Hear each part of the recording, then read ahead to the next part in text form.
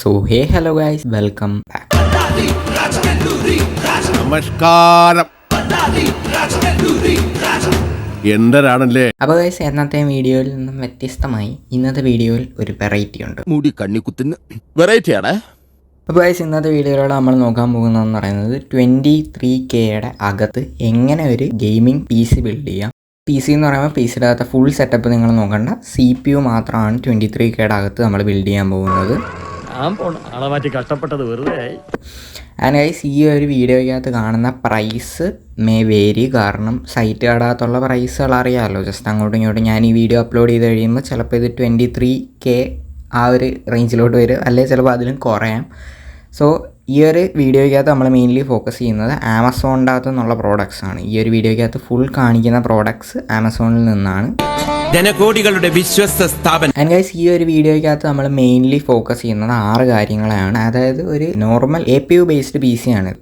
അപ്പോൾ ഒരു APU based PCക്കകത്തെന്ന് പറയുന്നത് ജസ്റ്റ് 6 കമ്പോണൻസേ വരത്തുള്ളൂ. അതിൻ്റെ അകത്ത് first one is motherboard, second one എന്ന് പറയുന്നത് പ്രോസസ്സറാണ്, തേർഡ് വൺ എന്ന് പറയുന്നത് RAM ആണ്, ഫോർത്ത് വൺ സ്റ്റോറേജ് ആണ്, fifth one FSMBS and sixth one is cabinet. Obviously ഇത്രയും കാര്യങ്ങൾ ഒരു APU ബേസ്ഡ് PCക്കകത്ത് വരും. അപ്പോൾ guys, let's get straight on to the video. അപ്പോൾ ഈ പറഞ്ഞ കണക്ക് ഗൈസ്, ഈ ഒരു ബിൽഡിൻ്റെ അകത്ത് നമ്മൾ യൂസ് ചെയ്യുന്ന മെയിൻ കോമ്പോണൻ്റ് എന്ന് പറയുന്നത് മദർ ബോർഡാണ്.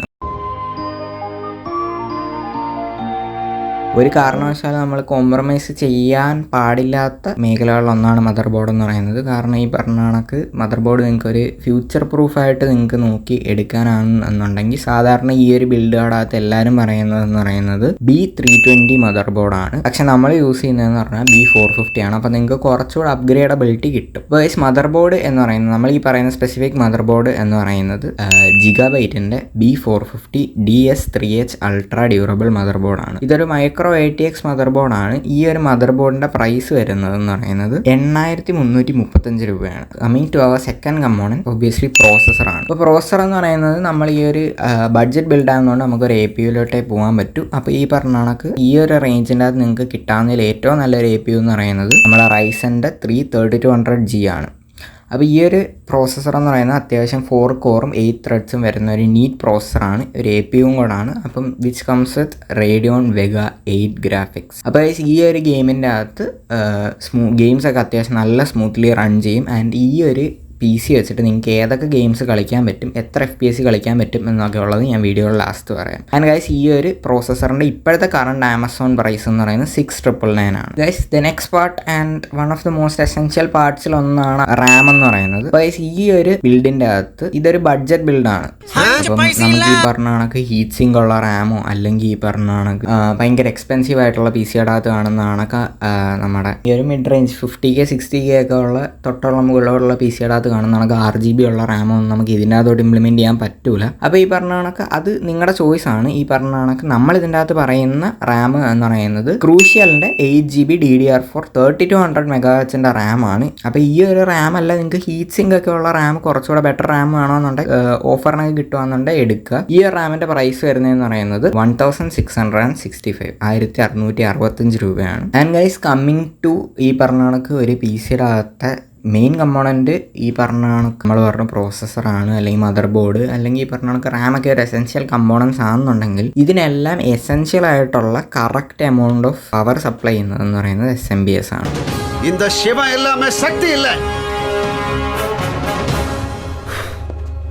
ശക്തി ഇല്ലാമ എവനും ഇല്ല. അപ്പോൾ ഈ പറഞ്ഞ കണക്ക് എല്ലാവരും കാണിക്കുന്ന ഒരു മണ്ടത്തരമാണ് ഈ പറഞ്ഞ കണക്ക് നല്ല പ്രോസസ്സേഴ്സ് അല്ലെങ്കിൽ നല്ല മദർ ബോർഡ്സ് അല്ലെങ്കിൽ നല്ല ഗ്രാഫിക് കാർഡ്സ്. നമ്മളിപ്പോൾ ഈ പറഞ്ഞതിൻ്റെ അകത്ത് ഗ്രാഫിക് കാർഡ് നല്ല ഗ്രാഫിക് കാർഡൊക്കെ വെച്ചിട്ടുള്ള ഒരു PC ബിൽഡ് ചെയ്ത് വെച്ചിട്ട് ഈ പറഞ്ഞ കണക്ക് ചാത്തനൊരു SMBS എടുത്തങ്ങ് വെച്ച് കൊടുക്കും. പൈസ അതിന് കളയാൻ വയ്യ എന്ന് പറയുന്നത്. ഗൈസ്, നിങ്ങൾ ഈ പറഞ്ഞ കണക്ക് ഹീറ്റ് സിങ്ക് ഉള്ള റാം വാങ്ങിക്കുന്ന അല്ലെങ്കിൽ ഭയങ്കര RGB ഒക്കെ ഉള്ള റാമിൻ്റെ അകത്തോട്ടൊക്കെ ഇൻവെസ്റ്റ് ചെയ്യുന്നതിൻ്റെ പൈസ എടുത്തിട്ട് SMBSലോട്ട് ഇൻവെസ്റ്റ് ചെയ്യും. നിങ്ങൾക്ക് അപ്പം ഫ്യൂച്ചറിലൊരു നല്ലൊരു ഗ്രാഫിക് കാർഡൊക്കെ മേടിച്ച് വെക്കുമ്പോഴും നിങ്ങൾക്ക് ധൈര്യമായിട്ട് വെക്കും. അപ്പോൾ ഗൈസ്, അതാണ് എസെൻഷ്യാലിറ്റി ഓഫ് SMBS. അത് ഞാനൊന്ന് പറഞ്ഞേ ഉള്ളൂ. അപ്പോൾ ഈ ഒരു ബിൽഡിൻ്റെ അകത്ത് നമ്മൾ യൂസ് ചെയ്യുന്നതെന്ന് പറഞ്ഞാൽ സെബ്രോണിക്സിൻ്റെ ഒരു SMBS ആണ്. സെബ്രോണിക്സിൻ്റെ SMBS എന്ന് പറയുമ്പോൾ നിങ്ങൾ കരുതേണ്ട ചാത്തനാണ്. ഇത് ചാത്തനെന്നല്ല, ഇത് 80+ ബ്രോൺ സർട്ടിഫൈഡ് ആയിട്ടുള്ളൊരു SMBS ആണ് സെബ്രോണിക്സിൻ്റെ തന്നെ. ഇതിൻ്റെ പേരെന്ന് പറയുന്നത് സെബ്രോണിക്സ് GTX ഗെയിമിംഗ് 450 വാട്ട്സ് സെപ്പ് എന്നാണ് ഇതിൻ്റെ പേര്. അപ്പോൾ ഈ ഒരു സാധനം എന്ന് പറഞ്ഞാൽ 450 വാട്ട്സ് SMBS ആണ്. നിങ്ങൾക്ക് അത്യാവശ്യം ഒരു ഗ്രാഫിക് കാർഡിലോട്ടൊക്കെ അപ്ഗ്രേഡ് ചെയ്യാൻ 450 വാട്ട്സ് ഈസ് ഇനഫ്. പിന്നെ ഞാൻ പറഞ്ഞല്ലോ കുറച്ചുകൂടെ എമൗണ്ട് ഇതിൻ്റെ അകത്ത് ആഡ് ഓൺ ചെയ്യാൻ താല്പര്യമുള്ളവരാണെന്നുണ്ടെങ്കിൽ ഒരു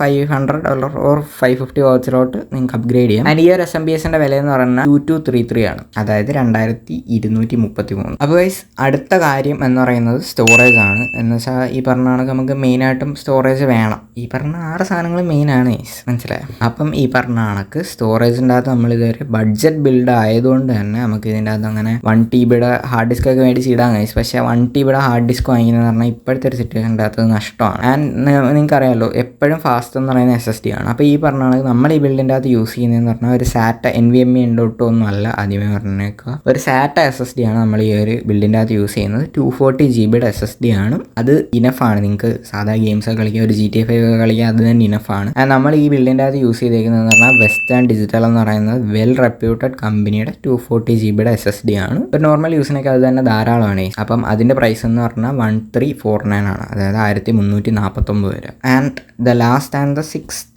കമ്പോണൻറ്റ് എന്ന് പറയുന്നത് അത്ര വലിയ ഇമ്പോർട്ടൻസ് ഉള്ള സാധനമൊന്നുമല്ല. ചേട്ടാ അപമാനിച്ചേ ഞാൻ പോയിക്കോട്ടെ. അത് നിങ്ങളുടെ ഒരു POVയിൽ നിന്ന് നോക്കിയിട്ട് എടുത്താൽ മതി. എന്ന് വെച്ചാൽ ഇപ്പം നിങ്ങൾക്ക് ഭയങ്കര പുറത്തുനിന്നുള്ള എക്സ്റ്റേണൽ ലുക്സിനൊക്കെ ഭയങ്കര ഇമ്പോർട്ടൻസ് കൊടുക്കുന്നവരാണെന്നുണ്ടെങ്കിൽ ലൈറ്റൊക്കെ കൂടിയ ഭയങ്കര ക്യാബിനറ്റൊക്കെ എടുക്കുക. അപ്പോൾ ഞാൻ ഒരു സജഷൻ പറയുന്നതെന്ന് പറഞ്ഞാൽ ഇപ്പോൾ ആമസോണിലെ കറണ്ട് ഞാൻ ഇപ്പം പല പല സൈറ്റുകളകത്ത് സെർച്ച് ചെയ്ത് നോക്കിയായിരുന്നു. ആമസോൺ, ഫ്ലിപ്കാർട്ട്, MD കമ്പ്യൂട്ടേഴ്സ് ഒക്കെ നോക്കിയിരുന്നു. പക്ഷേ അതിൻ്റെ അകത്തൊന്നും അങ്ങനെ നല്ല ക്യാബിനറ്റ്സ് ഒന്നും കണ്ടില്ല. ഏറ്റവും ബഡ്ജറ്റ് ആയിട്ടുള്ള ക്യാബിനറ്റ് കണ്ടതെന്ന് പറഞ്ഞാൽ ചിപ്ട്രോണിക്സിൻ്റെ Z710 മിഡ് ടവർ എന്ന് പറയുന്ന ഒരു ക്യാബിനറ്റ് ആണ്. അപ്പോൾ ഈ ഒരു ക്യാബിനറ്റിന് വില വരുന്നതെന്ന് പറഞ്ഞാൽ 2,999 ആണ്. 2100 റുപ്പീസിന് അത് അത്യാവശ്യം വർത്തായിട്ടുള്ളൊരു ക്യാബിനറ്റാണ്. Mid ATX ക്യാബിനറ്റൊക്കെയാണ്. അതെന്ന് പറയുന്നത് completely depending upon your wish. കാരണം അത് ഞാൻ നിങ്ങൾക്ക് വിട്ട് തന്നേക്കാണ്. അത് നിങ്ങളുടെ ഇഷ്ടമാണ്. പുറത്തുനിന്നുള്ള എക്സ്റ്റേണൽ ലുക്സ് ഒക്കെ ഭയങ്കരമായിട്ട് ഇമ്പോർട്ടൻ്റ് ആയിട്ട് തോന്നുന്നവരുണ്ട് എന്നുണ്ടെങ്കിൽ അവർക്ക് ഇത് ഭയങ്കരമായിട്ട് യൂസ്ഫുൾ ആവും. അപ്പോൾ ഈ ഒരു 6 കമ്പോണൻ്റ് ആണ് നമ്മൾ ഈ പറഞ്ഞ കണക്ക് നമ്മുടെ ഈ ഒരു ബിൽഡിന് ആവശ്യമുള്ളത്. അപ്പോൾ ഈ ഒരു 6 കമ്പോണൻ്റ് കൂടെ ഇപ്പോഴത്തെ കറണ്ട് ആമസോണിലെ പ്രൈസ് എന്ന് പറയുന്നത് ടോട്ടൽ വരുന്നതെന്ന് പറഞ്ഞാൽ 22,670 ആണ്. 22,670 രൂപയാണ് നിങ്ങൾക്ക് ഞാൻ ഈ പറഞ്ഞ ഈ കറക്റ്റ് ബ്രാൻഡിലുള്ള കറക്റ്റ് കമ്പോണൻസ് നിങ്ങൾക്ക് എടുക്കാനുള്ള കോസ്റ്റ് വരുന്നത്. ഞാൻ പറഞ്ഞ ഒരു ബഡ്ജറ്റിൻ്റെ അകത്ത് ഈ ഒരു സാധനത്തിനെ പിടിച്ചു നിർത്തിയിട്ടുണ്ട്. ആൻഡ് ഇതിൻ്റെ അകത്ത് നിങ്ങൾക്ക് കുറച്ചുകൂടെ എക്സ്പാൻഡ് ചെയ്യാൻ പറ്റുന്ന കാര്യങ്ങളെന്ന് പറയുന്നത് ഒന്നാമത്തെ കാര്യം സ്റ്റോറേജ് നിങ്ങൾക്ക് പിന്നീട് എക്സ്പാൻഡ് ചെയ്യാവുന്നതാണ്. പിന്നില്ല പറഞ്ഞ കണക്ക് അങ്ങനെ ഒരുവിധം കാര്യങ്ങളെല്ലാം നിങ്ങൾക്ക് പിന്നെ ചെയ്യാവുന്നതാണ്. ഇപ്പം ഈ പറഞ്ഞ കണക്ക് ഒരു ബഡ്ജറ്റിൻ്റെ അകത്ത് നിങ്ങൾക്ക് ബിൽഡ് ചെയ്ത് കഴിഞ്ഞാൽ നിങ്ങൾക്ക് കളിക്കാൻ പറ്റുന്ന ഗെയിംസ് ഏതൊക്കെയാണെന്ന് ഞാൻ പറഞ്ഞു തരാം. അപ്പോൾ ഗൈസ് നിങ്ങളൊരു 22,670 രൂപ കൊടുത്ത് ഇങ്ങനൊരു PC നിങ്ങൾ ബിൽഡ് ചെയ്ത് കഴിഞ്ഞാൽ നിങ്ങൾക്ക് ഗെയിംസ് കളിക്കണം. അപ്പോൾ ഏതൊക്കെ ഗെയിംസ് ഈ ഒരു നമ്മൾ ഈ 22,670 രൂപ 50 പൈസ ഒരു ശരാശരി മനുഷ്യൻ ഉണ്ടാക്കണമെങ്കിൽ എടോ കാശ് ഞാൻ അയച്ചു തരാം. 1550 കിടന്ന് കുറയ്ക്കണ്ട. തന്റെ അഡ്രസ് പറ. നീ എന്റെ അമ്മയുടെ വീട്ടിലേക്ക് എനിക്ക് അഡ്രസ് ഇല്ല.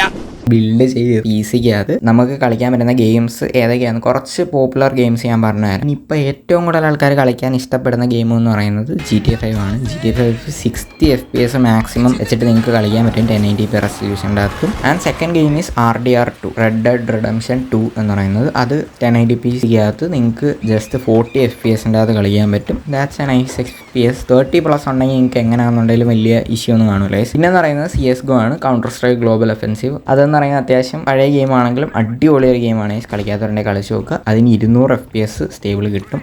ആൻഡ് അടുത്ത ഗെയിം എന്ന് പറയുന്നത് നമ്മുടെ PUBGയുടെ PC വേർഷനാണ്. അതിന് 60 FPS കിട്ടും. അടിപൊളി. തൽക്കാലം ഇത്രയും ഗെയിമിൻ്റെ കാര്യം ഞാൻ പറയുന്നുള്ളൂ. ഇത്രയും ഗെയിംസ് നിങ്ങൾക്ക് ഇതിൻ്റെ അകത്ത് അത്യാവശ്യം നല്ലപോലെ കളിക്കാം. ആൻഡ് ഗൈസ് നിങ്ങൾക്ക് ചെറിയ ഗെയിംസ്, അതായത് എമുലേറ്റഡ് ഗെയിംസ് ഒക്കെ ഇല്ല, ഇപ്പോൾ ഫ്രീ ഫയർ കണക്കുള്ള എമുലേറ്ററിൻ്റെ അകത്തൊക്കെ ഉള്ള ഗെയിമുകൾ നിങ്ങൾക്ക് വേണേൽ സ്ട്രീം ചെയ്യാം. ഞാൻ APUവിൻ്റെ അകത്ത് നിന്ന് കുറേ നാൾ സ്ട്രീം ചെയ്തതാണ്. ട്രൈ ഔട്ട് ചെയ്യാൻ താല്പര്യമുണ്ടെങ്കിൽ ട്രൈ ഔട്ട് ചെയ്യാം. പക്ഷേ ഞാനങ്ങനെ റെക്കമെൻഡ് ചെയ്യത്തില്ല ഗൈസ്. അപ്പോൾ ഗൈസ് ഇത്രയേ ഉള്ളൂ ഇന്നത്തെ വീഡിയോ. ഇതൊരു ചേഞ്ചായി എന്ന് കരുതുന്നു. സോ വീഡിയോ ഇഷ്ടമായി ലൈക്ക് ചെയ്യുക, ഷെയർ ചെയ്യുക, സബ്സ്ക്രൈബ് ചെയ്യുക. ആൻഡ് ഇതേ കണക്കത്തെ കണ്ടന്റുകൾ വേണമെന്നുണ്ടെങ്കിൽ ജസ്റ്റ് പറയുക. അടുത്ത 50Kയുടെ PCയോ അല്ലെങ്കിൽ 30Kയുടെ PCയോ ഒക്കെ വേണമെന്നുണ്ടെങ്കിൽ പറയാം. സോ പുതിയൊരു വീഡിയോ വരുന്നവരെ it's me Falcon signing out guys. നമ്മൾ ഒരു വരവിടെ വരേണ്ടി വരും.